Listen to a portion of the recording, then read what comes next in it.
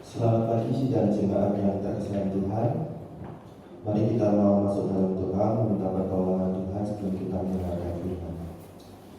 Tuhan, kami mengucap syukur Engkau sungguh Bapa yang mengasihi setiap kami, dan pada kesempatan pagi hari ini kami diberikan kesempatan lagi untuk kami beribadah. Dan sebentar kami akan merenungkan firman-Mu. Biarlah Tuhan jadikan hati dan pikiran setiap kami, sehingga kami boleh tertuju dan fokus akan kebenaran firman Tuhan yang akan kami renungkan bersama-sama pada pagi hari ini. Bersabdalah pada setiap kami ya Tuhan, supaya firman-Mu boleh meneguhkan setiap iman kami, untuk kami terus-menerus di dalam mengikut Tuhan, kami tetap setia, teguh dalam kehidupan setiap kami. Terima kasih ya Tuhan, tolong juga hamba-Mu yang akan menyampaikan firman. Demi nama Tuhan Yesus Kristus, kami berdoa. Amin. Mari Bapak Ibu, saya mengajak setiap kita membuka lagi dari 1 Korintus 13. Tadi pemimpin pujian sudah membacakan ayat 1 sampai 3. Kita akan baca ayat 4 sampai dengan yang ke-13. 1 Korintus 13.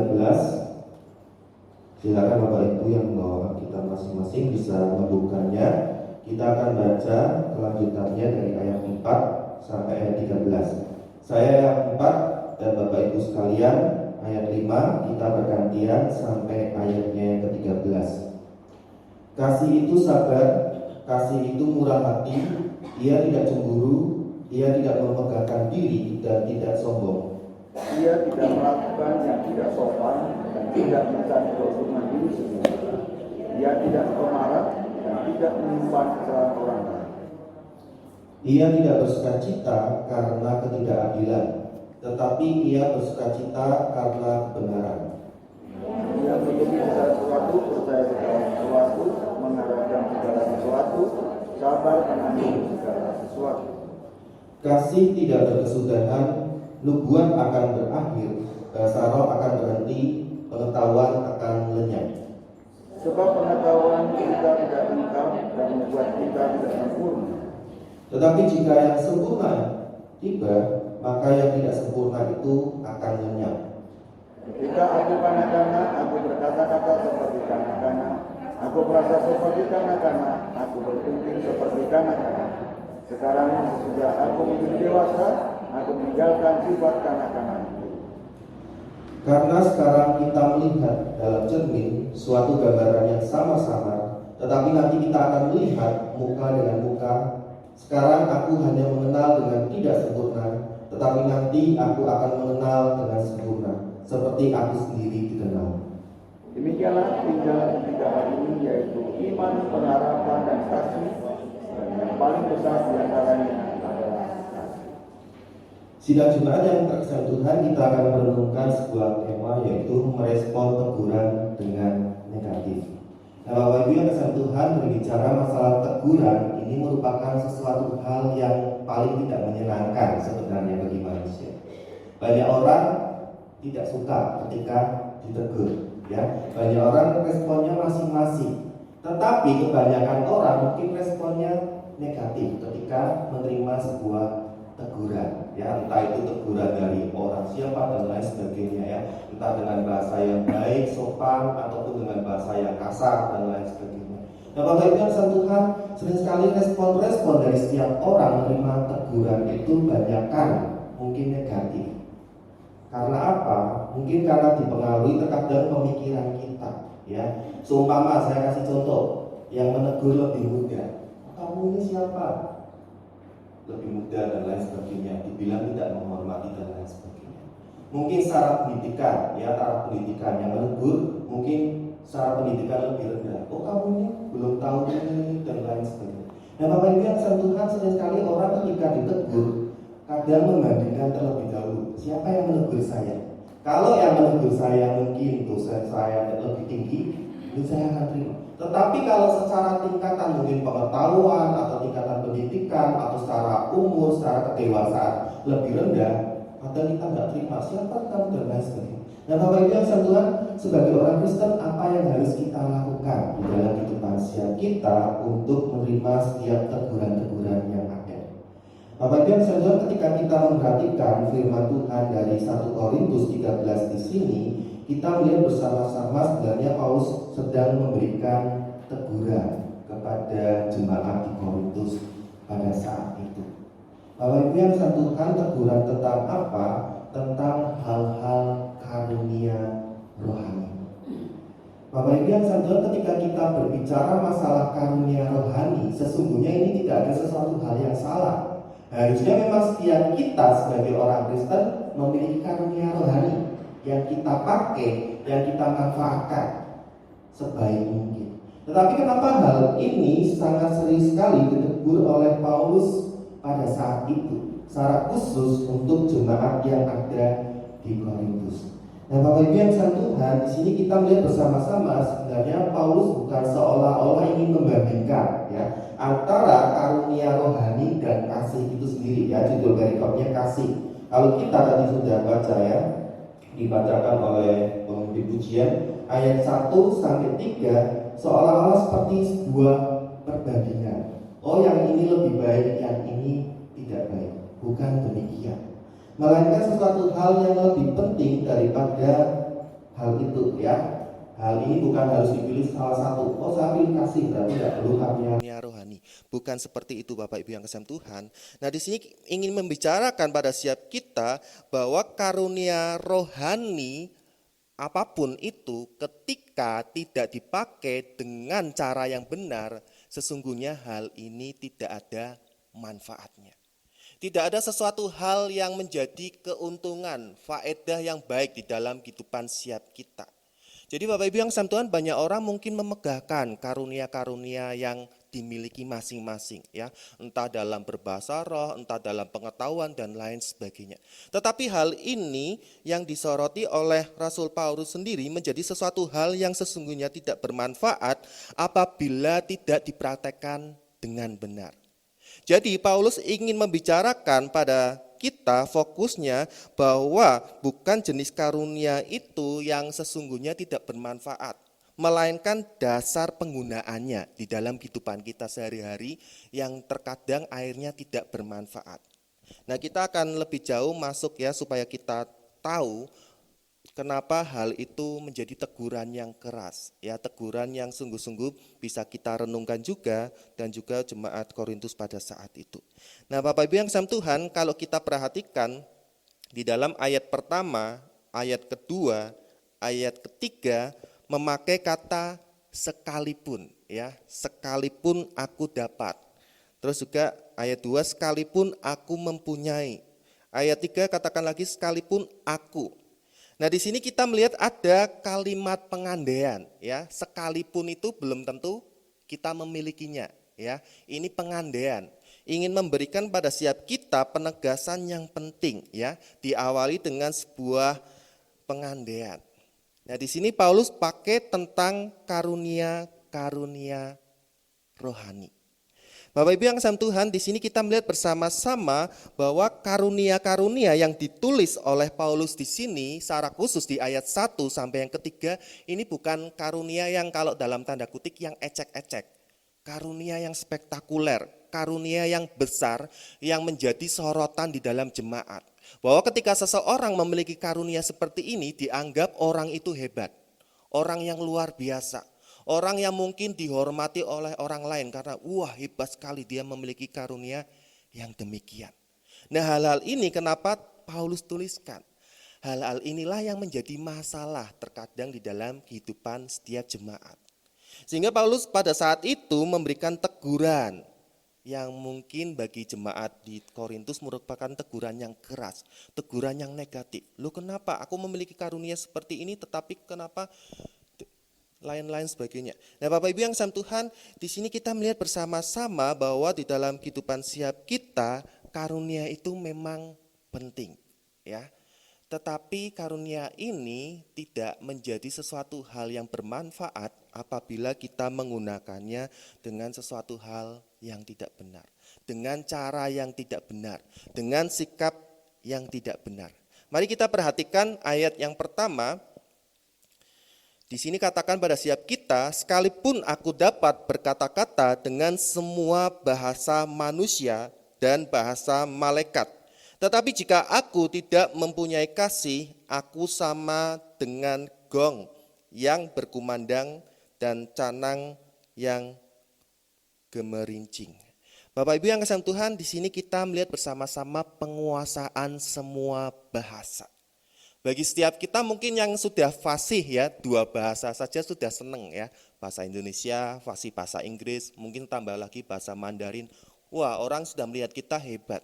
Di sini dikatakan malahan semua bahasa manusia, bahkan ditambahkan lagi oleh Paulus bahasa malaikat. Ya, kita tidak akan bahas tentang mungkin bahasa roh dan lain sebagainya. Tetapi kita akan fokus bahwa semua fasih, cerdas, cermat, hebat sekali semua bahasa yang ada. Tetapi ada poin yang penting. Tetapi jika minus kasih ya. Jadi karunia ini semua bahasa manusia minus kasih sama dengan tidak berguna ya. Aku sama seperti gong yang berkumandang. Bapak Ibu yang sama Tuhan, gong itu dung ya, bunyinya keras, tapi dalamnya kosong ya, dalamnya kosong. Bunyinya nyaring tapi dalamnya kosong. Diibaratkan semua orang yang bisa bahasa ini dengan cerdas, fasih dan lain sebagainya ya, yang mengandalkan tentang hal ini, tapi minus kasih, bunyi yang tanpa arti sesungguhnya, yang tidak berguna di dalam kehidupannya. Nah, kenapa Paulus mengatakan hal yang demikian? Ini merupakan sesuatu hal yang sepertinya berarti karunia itu karunia yang enggak bermanfaat, karunia yang negatif dan lain sebagainya. Bapak Ibu yang kasih Tuhan, Paulus bukan membicarakan tentang hal itu, tetapi tentang hal karunia ini jika tidak dipraktekkan dengan berdasarkan kasih. Ini sesuatu hal yang tanpa arti. Hanya seperti bunyi-bunyian dong, gong dan lain sebagainya, tetapi sesungguhnya tidak memiliki arti. Nah, Bapak Ibu yang kasih Tuhan, banyak orang mungkin mengandalkan kehebatannya masing-masing di dalam kehidupan siap kita ya. Banyak orang mungkin di dalam kehidupan siap kita mengejar ilmu memang salah satu hal yang penting di dalam kehidupan siap kita. Tetapi terkadang orang lupa ya. Semakin orang itu pintar, semakin orang itu cerdas, semakin orang itu hebat, harusnya apa yang kita lakukan? Ya, seperti padi, semakin berisi semakin menunduk. Tetapi banyak orang responnya mungkin berbeda-beda. Semakin berisi, bisa malah semakin bisa menyombongkan diri. Nah, disinilah yang ingin disentuh oleh Paulus. Jemaat di Korintus pada saat itu sangat menggila-gilakan tentang bahasa roh, tentang bahasa-bahasa yang mereka kuasai. Mereka merasa bahwa yang melakukan hal ini hal yang hebat. Sehingga mereka akhirnya merendahkan orang lain yang tidak bisa menguasai bahasa-bahasa itu yang mereka kuasai. Bapak Ibu yang kasih Tuhan, hal-hal inilah yang disoroti oleh Paulus. Kenapa Paulus membicarakan hal ini? Bukan tanpa dasar, melainkan ada dasarnya. Paulus bukan berbicara karena dia iri.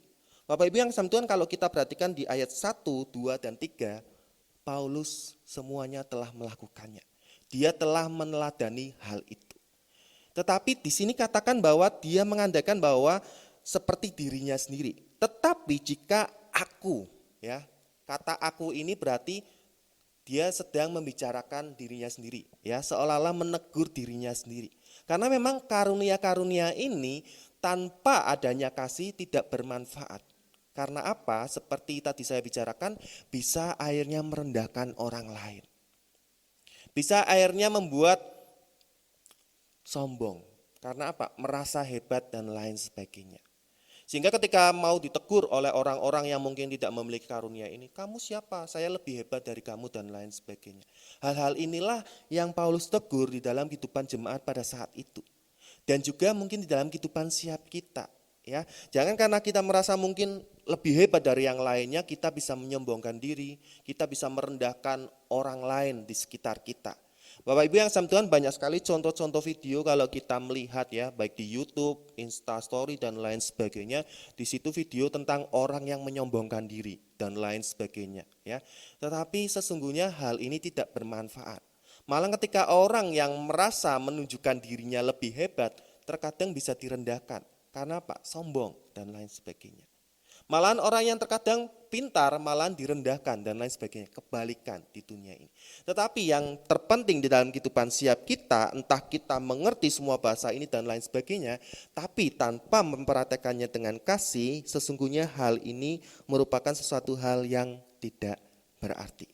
Kemudian yang kedua yang kita renungkan, Bapak Ibu, mari kita perhatikan ayat yang kedua.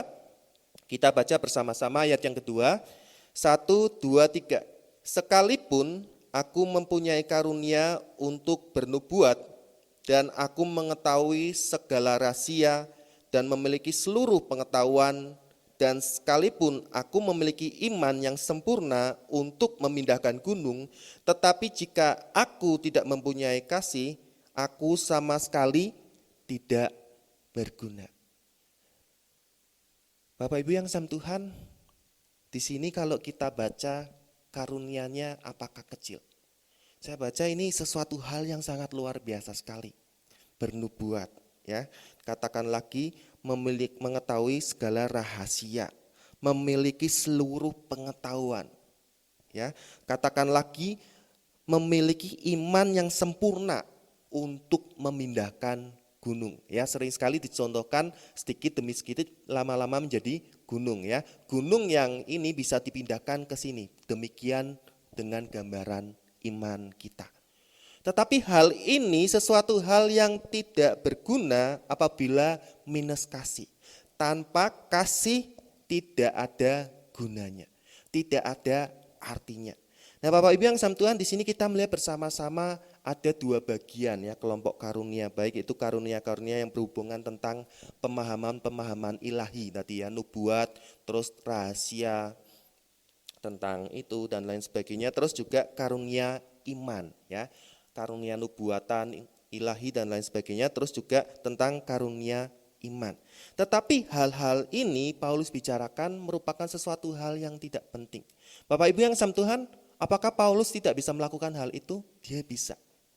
Dia tahu juga tentang rahasia apa yang harus dia kerjakan dan lain sebagainya. Tetapi dia mengatakan dan mengandalkan seperti dirinya sendiri, tetapi jika aku, ya, aku ini bisa diganti kita sendiri. Aku tidak mempunyai kasih, aku sama sekali tidak berguna. Bapak Ibu yang kasih Tuhan, ini merupakan karunia yang bagi saya merupakan karunia yang hebat, ya, apalagi iman yang memindahkan gunung. Ini bukan iman yang ecek-ecek, iman yang luar biasa sekali. Tetapi tanpa kasih semuanya jadi tidak berguna, ya. Semuanya jadi tidak bermanfaat di dalam kehidupan siap kita. Nah, Bapak Ibu yang kasih Tuhan, karunia-karunia yang spektakuler ini bila tidak disertai dengan kasih sama sekali tidak berguna, ya. Kenapa saya tegaskan ini sekali lagi? Karena memang demikian Paulus katakan di dalam kehidupan siap kita. Karunia-karunia ini merupakan sesuatu hal yang luar biasa, Bapak Ibu yang kasih Tuhan. Tetapi ketika kita tidak memiliki kasih dalam kehidupan siap kita, semuanya tidak ada gunanya. Terus yang ketiga, ya, kita langsung yang ketiga. Mari kita baca ayat yang ketiga bersama-sama, 1, 2, 3.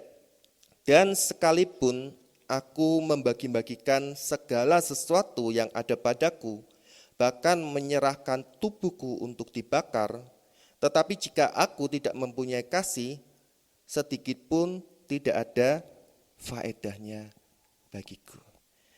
Nah, Bapak Ibu yang kasih Tuhan, yang sesungguhnya di sini kita melihat bersama-sama sebenarnya seperti wujud kasih, ya. Karena apa? Katakan membagi-bagikan sesuatu, ya, bahkan mengorbankan diri. Apakah ini bukan wujud dari kasih? Kalau saya lihat kalimat ini wujud dari kasih, ya. Demonstrasi daripada kasih itu yang sesungguhnya. Tetapi kenapa di sini kita melihat bersama-sama minus kasih? Berarti hal-hal ini bisa orang lakukan tanpa kasih. Orang membagikan sesuatu, ya, memberikan sesuatu kepada orang lain bisa tanpa dasar kasih. Orang bisa berkorban, mungkin menyerahkan hidupnya ya dan lain sebagainya. Tapi bisa dilakukan tanpa dasar kasih. Ini yang ingin Paulus tegaskan di dalam kehidupan setiap kita. Jadi orang-orang yang melakukan hal ini bisa dilakukan berpeluang tanpa yang namanya kasih. Nah Bapak Ibu yang kasih Tuhan, ini merupakan sesuatu hal yang hebat bukan harusnya di dalam kehidupan gereja ya. Kita saling memberi satu dengan yang lainnya. Bahkan di dalam kehidupan jemaat mula-mula kalau Bapak Ibu membaca di Kisah Para Rasul ya, pasal yang mula-mula ya dari ayat 1, 2, 3 di situ ya, dibacakan terus ayat selanjutnya juga pasal-pasal selanjutnya. Di situ mereka hidupnya saling berbagi ya. Yang satu menjual satu untuk memberikan kepada yang membutuhkan. Bukankah ini wujud kasih? Tetapi di sini Paulus ingin menegaskan bahwa sesuatu hal sekalipun aku membagi-bagikan segala sesuatu yang ada padaku kepada orang-orang yang membutuhkan, ya. Terus juga bahkan menyerahkan tubuhku untuk dibakar, tetapi jika aku tidak mempunyai kasih, sedikit pun tidak ada faedahnya bagiku. Nah, Bapak Ibu yang kasih Tuhan, di sini Paulus sedang membicarakan tentang penggunaan kasih itu sendiri. Ya, terkadang orang bisa memberikan sesuatu kepada orang lain, tetapi sesungguhnya apa tujuannya? Apa motivasinya? Ya, hanya diri kita sesungguhnya yang tahu dan juga Tuhan. Ya, ada orang yang mungkin memberi karena ingin diketahui orang lain dan lain sebagainya. Ya, kalau kita melihat mungkin di acara-acara televisi ya, ada orang yang memberi terus di syuting dan lain sebagainya. Oh, kita langsung menilai, wah dia sangat dermawan dan lain sebagainya. Tetapi apakah didasarkan oleh landasan kasih? Itu yang menjadi pertanyaan penting. Bapak Ibu yang kasih Tuhan, sering sekali kita mengukur sesuatu hal ya, kasih yang kita punya ini dengan pemberian yang kita berikan. Saya kasih contoh. Pemberian yang kita berikan kepada gereja. Saya kasih contoh ketika saya memberikan banyak untuk gereja, saya merasa bahwa saya sudah memberikan banyak untuk Tuhan dan lain sebagainya. Tetapi kalau landasannya bukan kasih Bapak Ibu yang kasih Tuhan, mungkin suatu saat saya akan bisa menuntut Tuhan ketika mungkin tidak dihargai. Ya, pemberian yang saya berikan ke gereja itu tidak dihargai, bahkan mungkin orang-orang merendahkan dan lain sebagainya. Bapak Ibu yang kasih Tuhan, ada kejadian yang unik di luar sana, ada jemaat yang memberikan ya piano ke gereja, memberikan ini ke gereja dan lain sebagainya. Tetapi ketika dia sudah lagi tidak dianggap, pemberian-pemberian itu dibawa lagi. Ini kejadian yang nyata ya, saya bukan mengarang, saya pernah dengar kejadian ini dari seorang hamba Tuhan juga yang cerita bahwa diambil lagi ya, udah diberikan ke gereja, tapi karena gereja itu mungkin tidak bisa memenuhi apa yang dia inginkan tujuannya, diambil lagi dan dia pindah gereja ya, pianonya diambil lagi, semuanya diambil lagi. Nah Bapak Ibu yang kasih Tuhan, belum tentu orang yang memberikan sesuatu kepada orang lain bahkan kepada gereja diwujudkan atas dasar kasih. Inilah yang ingin Paulus soroti, bahwa sekalipun kita membagi-bagikan segala sesuatu yang ada pada diri kita. Bahkan dikatakan lagi di sini lebih naik level, memberikan tubuh kita untuk dibakar. Ya. Bapak Ibu yang kasih Tuhan, ini bukankah tujuan yang mulia? Banyak murid-murid Tuhan Yesus yang mati martir, ya, yang mati menyerahkan hidupnya untuk Tuhan. Tetapi ternyata hal ini bisa juga tidak berfaedah. Kalau apa? Tanpa kasih. Saya kasih contoh Bapak Ibu yang kasih Tuhan, ada orang yang mungkin mengorbankan nyawanya demi mendapatkan pahala. Ya, tujuannya apa? Surga. Tujuannya mungkin keuntungan tertentu. Tujuannya mungkin untuk mendapatkan mendapatkan nama, ya, kehormatan dan lain sebagainya. Mungkin namanya supaya dikenang dan lain sebagainya. Tujuannya mungkin bukan atas dasar kasih. Itu bisa saja Bapak Ibu yang kasih Tuhan. Sehingga hal ini yang ingin Paulus soroti di dalam kehidupan setiap kita juga, jemaat Tuhan di tempat ini. Nah, tindakan ini memang sebenarnya menyiratkan hal tentang kasih ya. tadi membagi-bagikan sesuatu, menyerahkan tubuh untuk dibakar, dikorbankan, ya, bukan lagi berbicara masalah harta, melainkan tubuh. Tetapi hal ini merupakan sesuatu hal yang tidak penting apabila tidak diwujudkan dengan kasih. Bapak Ibu yang saya Tuhan, kenapa Paulus bisa berkata demikian? Memang Paulus dalam taraf tertentu dia telah mempraktekkan hal-hal ini, ya. Kita tidak meragukan lagi apa yang telah Paulus perbuat demi Kristus. Dia disesah pernah, dipenjarakan pernah, melepaskan semua hak-haknya untuk mengikut Kristus, iya dia lakukan.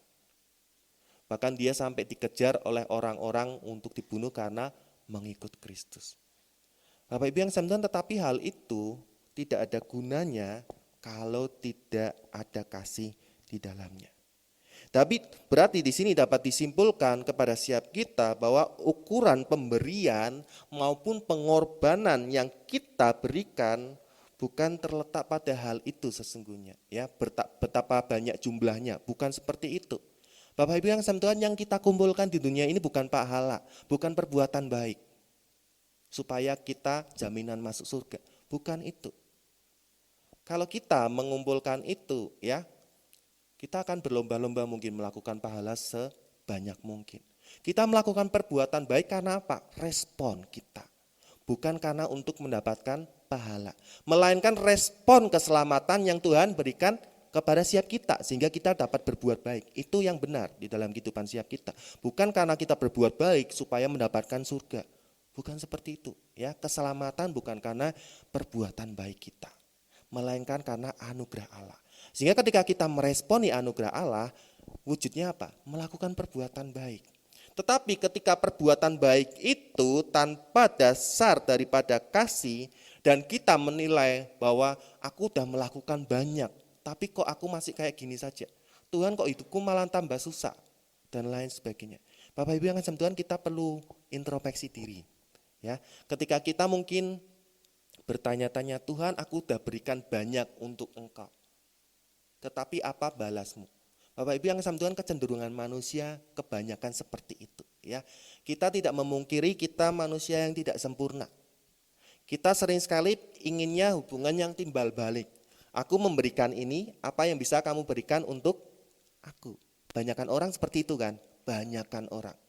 Tetapi ketika wujud kasih yang sesungguhnya kita maknai di dalam kehidupan setiap kita, kita tidak harus menerima terlebih dahulu untuk memberikan dengan tulus, ya. Kita memberikan harusnya terlebih dahulu. Inilah yang Tuhan Yesus ajarkan di dalam kehidupan setiap kita. Bapak Ibu yang kasih Tuhan, Tuhan Yesus datang bukan untuk dilayani.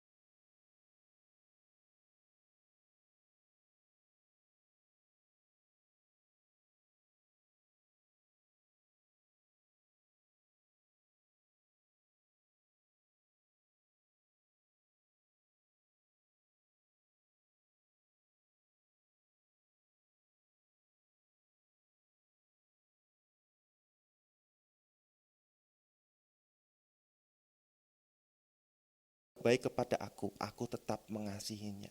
Baik lewat harta.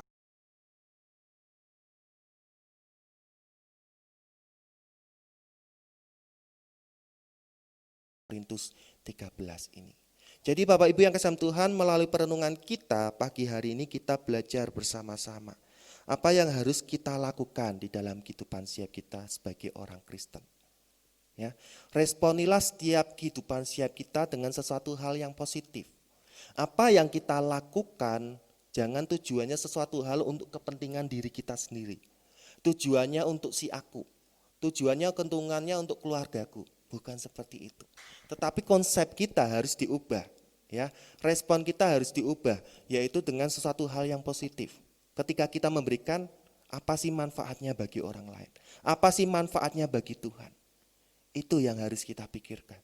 Bukan manfaatnya kepada si aku terlebih dahulu. Ya, konsepnya berarti egoku.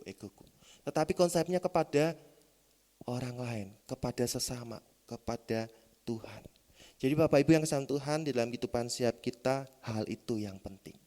Sehingga di sini Paulus menuliskan ayat yang keempat sampai yang ke-7 di situ ya, buah-buah daripada kasih itu sendiri. Ya, seseorang yang sudah melakukan kasih itu katakan ayat 4 sampai yang ke-7 di situ. Ya, tadi pujian tentang kasih juga.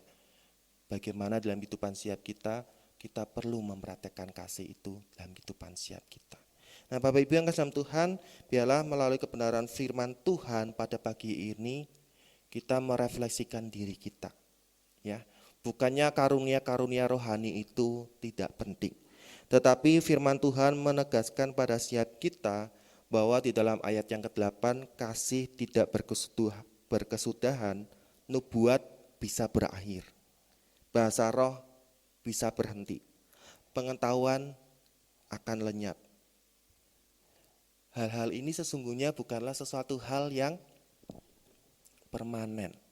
Sesuatu hal yang kekal. Yang kekal adalah apa? Kasih.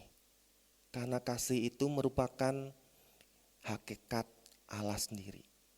Sehingga kasih ini tidak berkesudahan kalau kita baca di dalam ayat yang ke-13. Demikian tinggal ketiga hal ini yaitu iman, pengharapan, dan kasih. Dan yang paling besar diantaranya ialah kasih. Jadi Bapak Ibu yang kasih Tuhan, melalui firman Tuhan pada pagi hari ini mari di dalam kehidupan siap kita. Ketika kita mungkin ya menerima teguran baik dari rekan-rekan kita atau teguran dari Tuhan lewat firman Tuhan, mari kita jangan keraskan hati. Mari kita jangan defensif terlebih dahulu ya, karena kita merasa aku benar kok, aku enggak salah. Apalagi kalau kita merasa salah tapi tetap ngotot benar. Kalau dengan kasih kita akan meresponi dengan sesuatu hal yang berbeda. Tetapi ketika respon kita negatif, mungkin kita bisa marah-marah, merasa bahwa mungkin kalau teguran itu dari Tuhan, merasa Tuhan tidak adil.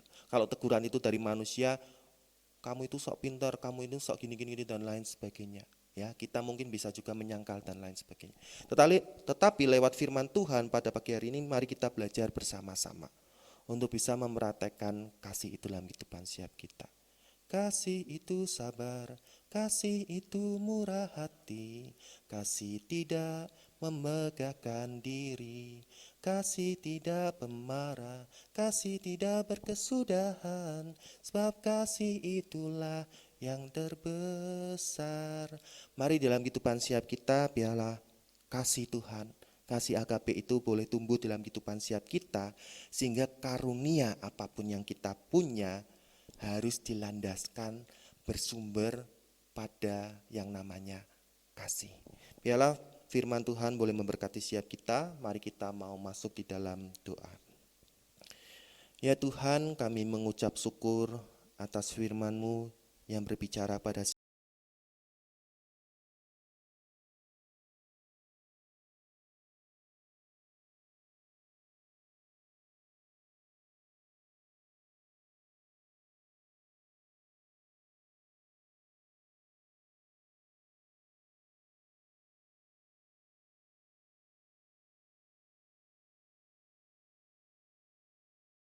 ampunilah setiap kami ya Tuhan.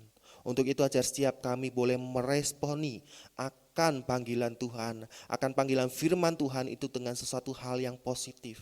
Kami mau berfokus untuk sungguh-sungguh bisa mempraktekkan kasih ya Tuhan. Proses kehidupan setiap kami ya Tuhan, walaupun mungkin di dalam kami melakukannya, kami mengalami jatuh bangun. Tetapi kami yakin dan percaya ketika kami melakukannya bersumber kepada kasih, sesuatu hal itu tidak ada yang sia-sia. Bahkan ketika kami mungkin memberikan harta kami seluruhnya, tetapi kami tidak dihargai oleh orang. Tetapi ketika kami memberikan dengan ketulusan hati, kami percaya bahwa tidak ada sesuatu hal yang tidak berarti yang telah kami lakukan. Terima kasih ya Bapak, kami menyerahkan setiap jemaat-Mu yang ada di tempat ini. Pimpin kehidupan setiap kami, kerohanian setiap kami, sehingga kami terus menerus diproses untuk memiliki kasih agape itu di dalam kehidupan setiap kami. Terpujilah Engkau Tuhan, demi nama Tuhan Yesus Kristus kami telah berdoa. Amin. Ajarilah